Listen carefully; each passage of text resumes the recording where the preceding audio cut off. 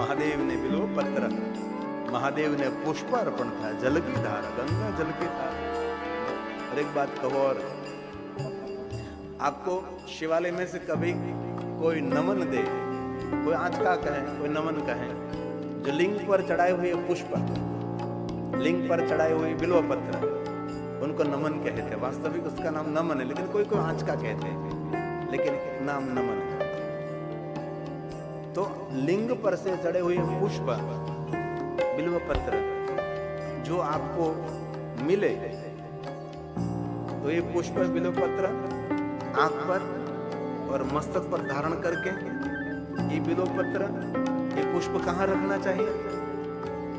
जेब में नहीं, जेब में तो पैसा होता है।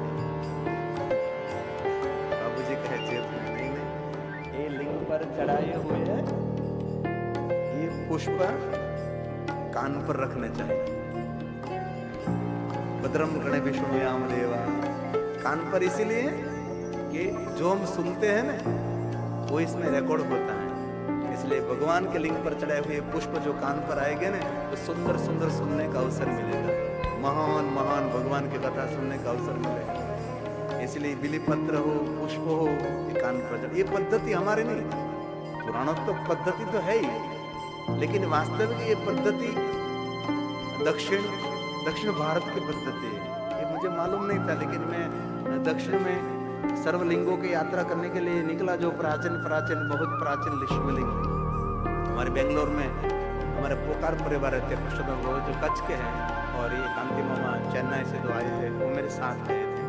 और हम दक्षिण के बहुत प्राचीन भगवान महादेव के लिंग स्वरूप को दर्शन करने के लिए हम मिनी लग्जरी लेकर निकले थे। जहाँ कोई नहीं पहुँचता वहाँ मैं महादेव के दर्शन के लिए पहुँचता हूँ। कोई मुझे बस कहे कि यहाँ कोई बहुत प्राचीन शिवलिंग है, वहां मैं पहुंच जाता हूँ, दूर दूर तक पहुंचता हूँ, जहाँ कोई नहीं जाता वहां मैं पहुंच जाता हूँ, जहाँ मेरे शंकर जी बैठे। फिर से अकोला को मैं याद करूँ, अकोला में राजराजेश्वर महादेव, इतना प्राचीन शिवलिंग, इतना प्राचीन, बहुत प्राचीन बाबा का लिंग स्वरूप होता है। पूरा अकोला शहर उनको इस नगर का राजा माने, राजराजेश्वर। तो सोमवार था, राजराजेश्वर महादेव का तो मैंने दर्शन किया, लेकिन बाद में मैंने शाम को कहा, मेरे दो अंधेरी रात है, मुझे कोई दूर जंगल में कोई महादेव बैठा हो, वहां मुझे जाना है। तो मेरे जजमान श्री थे, उनका लड़का था, वो मुझे जंगल में ले गया, अकेला महादेव के लिंग स्वरूप बैठे थे, अकेले अंधेरे में, काला पत्थर से बनाया शिवलिंग, वहां बैठे हम शांति से आराम से। 2 साल पहले मैं गया था जालोद, तो लाभ पंचमी की कथा थी और सोमवार था, तो मैंने रात को कहा मुझे कहीं जगह पर शिव जी के पास जाना है, जंगल में कोई जो शांत स्थान हो, वहां मुझे शिव जी का दर्शन करना है, गांव में नहीं, शहर में नहीं। तो मुझे ले गए थे पंकज केतन पटेल, उनके वहां कथा थी, तो बहुत दूर ले गए और जंगल में।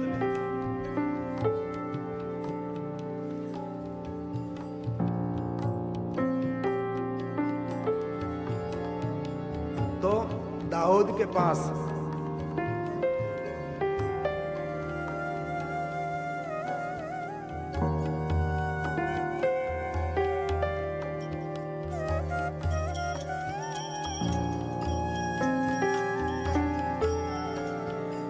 दाऊद के पास दूर दूर जंगल में, भूगर्भ में इतना बड़ा शिवलिंग, ऊपर से पानी टपकता था, इतने पुरुषों में कोतर थे अंदर, ऊपर से पानी गिर रहा था, और इतनी कोई अलौकिक दुनिया थी। और मैंने पूछा, ये प्राचीन, बहुत प्राचीन स्वयंभू लिंग है, ये महादेव का नाम क्या है? तो वहाँ भजन गा रहे थे वो शिव भक्त, उसने कहा ये केदारेश्वर महादेव है, दाऊद के पास है। ऐसे बहुत प्राचीन शिवलिंगों का मैंने दर्शन किया है और मैं जाता ही रहता हूँ। मैंने बहुत बार कथा में कहा, मैं हिमालय पहाड़ में गया था, लाखा मंडल 1 लाख शिवलिंग है। बेंगलोर के पास में गया था, सिरसी नदी में 1000 शिवलिंग है।